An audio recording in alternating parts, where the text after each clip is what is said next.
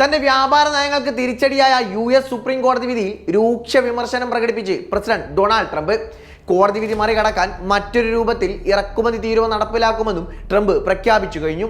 തന്റെ social media പ്ലാറ്റ്ഫോമായ truth സോഷ്യലിലൂടെയാണ് കോടതി വിധിക്കെതിരെ ട്രംപ് രൂക്ഷമായി രംഗത്തെത്തിയത്.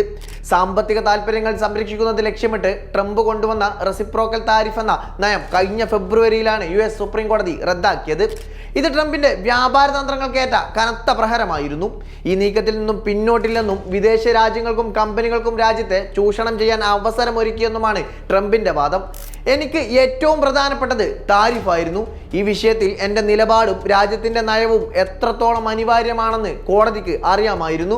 പതിറ്റാണ്ടുകളായി അമേരിക്കയെ ചൂഷണം ചെയ്യുന്ന രാജ്യങ്ങൾക്കും കമ്പനികൾക്കും ട്രില്യൺ കണക്കിന് ഡോളർ വെറുതെ നൽകാനാണ് കോടതി തീരുമാനിച്ചത്. ട്രംപ് ആഞ്ഞടിക്കുന്നുണ്ട്. സുപ്രീം കോടതി വിധി മറ്റ് രാജ്യങ്ങളെ സന്തോഷിപ്പിക്കുന്നതാണെന്നും എന്നാൽ മറ്റൊരു മാർഗത്തിലൂടെ താരിഫ് ചുമത്താൻ തനിക്ക് അധികാരമുണ്ടെന്നും അദ്ദേഹം കൂട്ടിച്ചേർക്കുന്നുണ്ട്. മറ്റ് രാജ്യങ്ങൾ അമേരിക്കയ്ക്ക് മേൽ ചുമത്തുന്ന അതേ നിരക്കിൽ തിരിച്ചും നികുതി ചുമത്തുന്ന രീതിയാണ് ട്രംപ് വിഭാവനം ചെയ്തത്. ഇത് അമേരിക്കൻ വ്യവസായങ്ങളെ സംരക്ഷിക്കുമെന്നാണ് അദ്ദേഹത്തിന്റെ വാദം. കോടതി വിധി കോടിക്കണക്കിന് ഡോളറിന്റെ സാമ്പത്തിക പ്രത്യാഘാതങ്ങൾ ഉണ്ടാക്കുമെന്ന് ഓർക്കണമെന്ന് കൂടി കോടതിയോട് ട്രംപ് പറഞ്ഞു വെക്കുന്നുണ്ട്. ചുരുക്കത്തിൽ എന്തൊക്കെ കോടതി വിധി വന്നാലും താരിഫ് വിട്ടൊരു കളിക്ക് താൻ ഇല്ലെന്നാണ് ട്രംപിന്റെ പ്രഖ്യാപിത നിലപാട്.